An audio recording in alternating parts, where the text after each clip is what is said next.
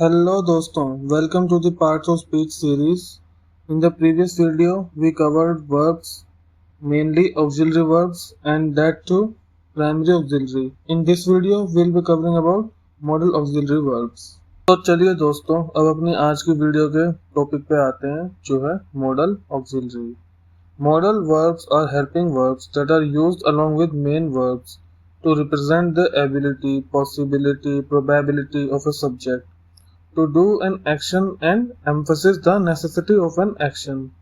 यानी कि ये वो verbs हैं जो कि अकेले नहीं यूज होते, लेकिन एक मेन वर्ब की रिक्वायरमेंट होती है इनको सेंटेंस में यूज होने के लिए। क्यों यूज होते हैं ये? ताकि ये सब्जेक्ट जो है ना हमारे सेंटेंस का, उसकी एबिलिटी को, प्रोबेबिलिटी को शो कर सके थोड़ा बेटर तरीके से। वैसे तो मॉडल वर्ब्स काफ़ी सारे होते हैं, लेकिन मोस्टली जो इंग्लिश में यूज होते हैं वो हैं ये 10, यानी कि can, could, may, might, shall, will, should, must, ought to, use to, would, ये सब। इन्हें हम अब अलग अलग करके पढ़ेंगे, कैसे कैसे किसको कहाँ यूज किया जाता है, किन क्वालिटीज के साथ इनको सेंटेंस में यूज करते हैं, क्या रिक्वायरमेंट्स होती हैं इनकी, वो सब अब हम पढ़ेंगे। सबसे पहले हम पढ़ेंगे uses of can. Can is used to show ability, capacity, power, permission, both giving permission or taking permission from someone. Theoretical possibility, habit, nature. For example, he can answer the question, you can go now, can I help you? Electricity can be dangerous, a liar can deceive anyone. तो यहाँ पे आप देखा ना can का कैसे अलग अलग तरीके से हमने यूज किया। इसके बाद can shows us verbs of perception such as see, hear, feel, taste. For example, can you hear me? Can you smell something strange? अब हम आते हैं अपने नेक्स्ट मॉडल ऑक्सिलरी वर्ब पे जो कि है could, और अब इसके यूजेस पढ़ेंगे।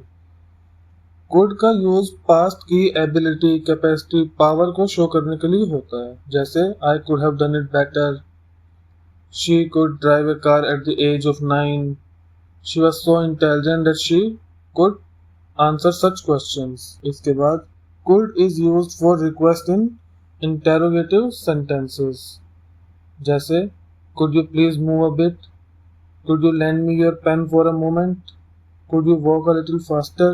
Could is also used in showing possibility. जैसे she could be in trouble. It could be dangerous. अब हम पढ़ेंगे मे और उसके यूजेस के बारे में।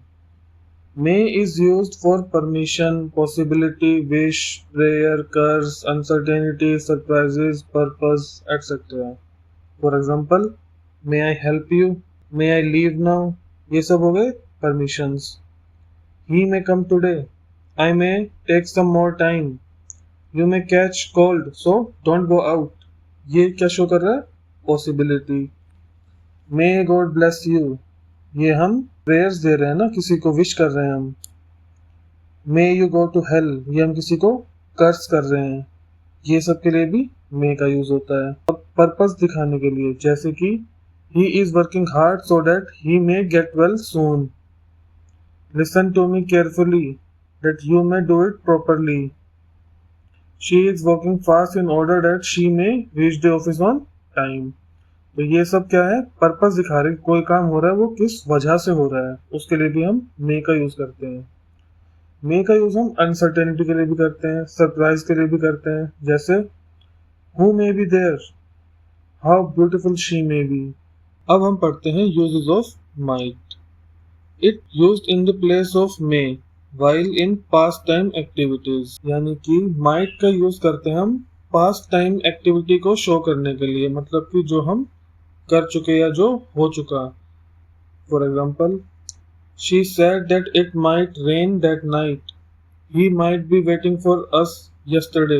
नेक्स्ट, मे के प्लेस में माइट का यूज करते हैं हम थोड़ी लेस प्रोबेबिलिटी शो करने के लिए, जैसे he might come this evening, India might win the next match, they might be in trouble. Polite suggestions के लिए, स्कोल्डिंग यानी डांट फटकार को शो करने के लिए, जैसे you might have asked me first, you might have done it this way, you might come with me in the car if you are getting late. Next, हम माइट का यूज करके इमेजिनेशन को भी show कर सकते हैं, जैसे I wish you might have come a little earlier. She looked as if she might have lost all hope of her survival.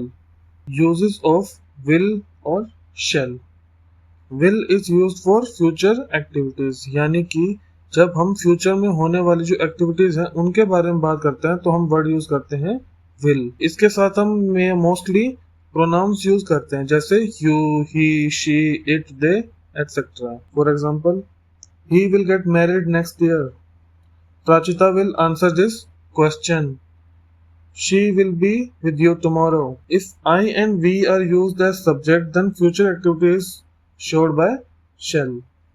जो हम pronouns यूज करते हैं ना future activity दिखाने के लिए, उसमें I and we pronouns को यूज नहीं करते हम will के साथ, वो हम यूज करते हैं shall के साथ. जैसे I shall be there shortly. We shall start working together. I shall go there tomorrow. जब हम will के साथ I और we का यूज करते हैं तो वो हमें शो करता है determination, promise, warning, certainty, willingness, threat etcetera. जैसे I will kill you, I will do everything possible to help you, anyhow I will complete the work today only. ये हमें शो कर रहा है विलिंगनेस. थ्रेट के लिए क्या हो गया, I will kill you, I will do everything possible to help her. ये क्या किया हमने, promise. Swaraj is our birthright and we will have it.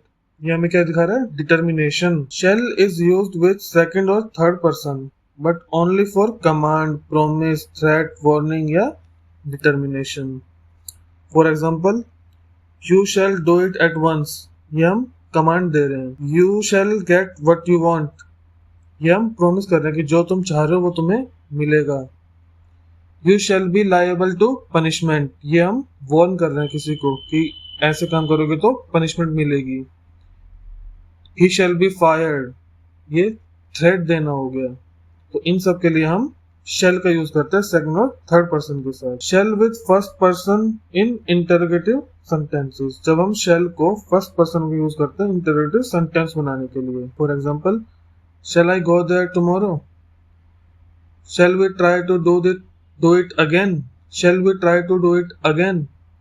Shall I be allowed to meet him? अब जब question tag, suggestion, orders, instructions, speculations show करनी होती है हमें इंटरोगेटिव सेंटेंसेस में इन फर्स्ट पर्सन, तो हम यूज करते हैं shall. जैसे shall we consult another lawyer? Let's start the discussion. Shall we? What shall I do in this case? इन सब के लिए हम shall का यूज करते हैं फर्स्ट पर्सन के साथ. Will gives us question tag in imperative sentences. जैसे help me with some money. Will you? Don't go there. Will you? Will is also used to show inevitability, certain result. For example, we all will die someday. Men will be men. जैसे boys will be boys. इन सब के लिए भी will का use करते हैं हम लोग. In principal clause of conditional sentences, will is used. For example, if you come, I will help you. Unless you study hard, you will not get good grades. अब हम पढ़ते हैं uses of should. It is used as past form of shall in indirect speech. यानी कि जब indirect speech दिखानी होती है ना हमें, तो उसमें हम shall की past form यूज करते हैं और shall की past form यूज होती है should. For example, I said that I should not accept the proposal. We said that we should come to meet you the following day. Should is used for duty, obligation, advice, instruction, probability. For example, you should be on time. ये दिखा रहा है obligation. He should have arrived here by now. ये probability show करता है. अब instruction के लिए candidates should answer all the questions. You should go out for a walk every morning. ये हम क्या कर रहे हैं, किसी को एडवाइस दे रहे हैं. We should salute the flag of our nation. ये हमारी ड्यूटी है. Next, in principle clause of conditional sentences should is used. Conditional sentences वो होता है जिसमें हम कोई काम दिखा रहे हैं या काम कोई बता रहे हैं, वो होता है किसी कंडीशन के ऊपर. जैसे if I were you I should do it this way. If I were you I should not accept the proposal. Uses of would. Would is used for past form of will in indirect speech. जैसे हम should को use करते हैं indirect speech में शैल के लिए, वैसे हम वुड को यूज करेंगे इनडायरेक्ट स्पीच में विल के लिए, उन दोनों की पास्ट फॉर्म्स को शो करने के लिए. जैसे he said that he would not sign the agreement. She asked me if they would go to the party last night. Next, would is used for polite request in interrogative sentences. For example, would you grant me leave for 2 days, please? Would is used for past time habit, यानी कि जो past time में habits होती हैं उनको show करने के लिए हम वुड का यूज करते हैं।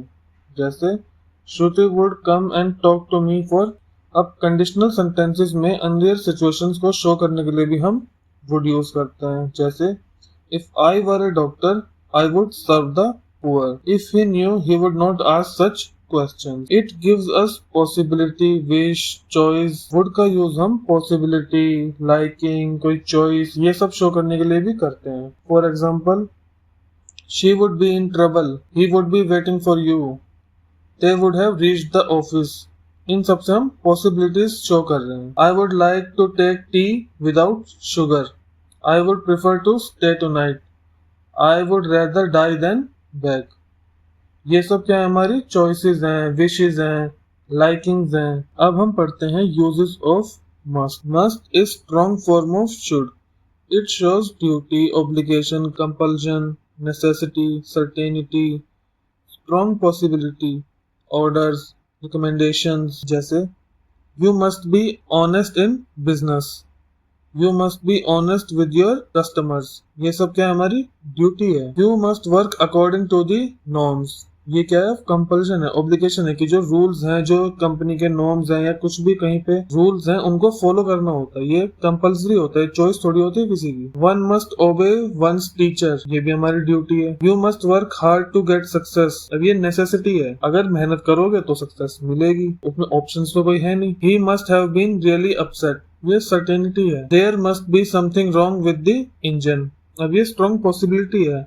मतलब स्ट्रॉन्ग पॉसिबिलिटी मतलब हमें पता है 90% या 95% जब हम किसी चीज के बारे में श्योर होते हैं ना, लेकिन कन्विक्टेड नहीं होते, तो वहां हम यूज करते हैं स्ट्रॉन्ग पॉसिबिलिटी। ऑर्डर्स देने के लिए हम मस्ट का यूज करते हैं। जैसे all the staff must be at their desk by 9 o'clock. You must go and arrest him.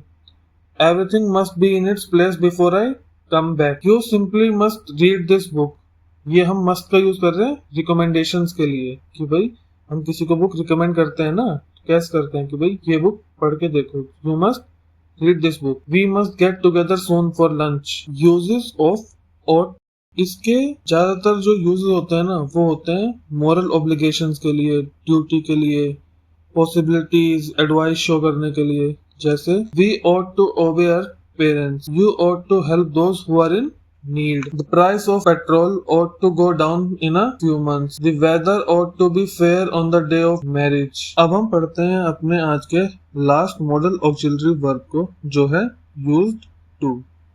Used to gives us past habits, routine activities, state of being. जैसे My father used to take coffee in the morning. I used to go to school by bicycle. She used to scold me. He is used to taking risks. Now she is used to South Indian dishes. तो इस सब से हम past habits, जो routine activities होती हैं, जैसे my father used to take coffee in the morning, ये सब शो करने के लिए हम used to का इस्तेमाल करते हैं। चलिए दोस्तों, इसी के साथ हमारी आज की वीडियो यहाँ पर खत्म होती है। नेक्स्ट वीडियो में हम कवर करेंगे मेन वर्ब्स, और उसी वीडियो में मैं आपके लिए सभी का एक कंबाइंड टेस्ट भी बना के लाऊंगा, जो रेगुलर टेस्ट से थोड़ा बड़ा होगा, क्योंकि वर्ब एक इम्पोर्टेंट टॉपिक है। तो तब तक पढ़िए, सीखिए और इंतजार करिए नेक्स्ट वीडियो का।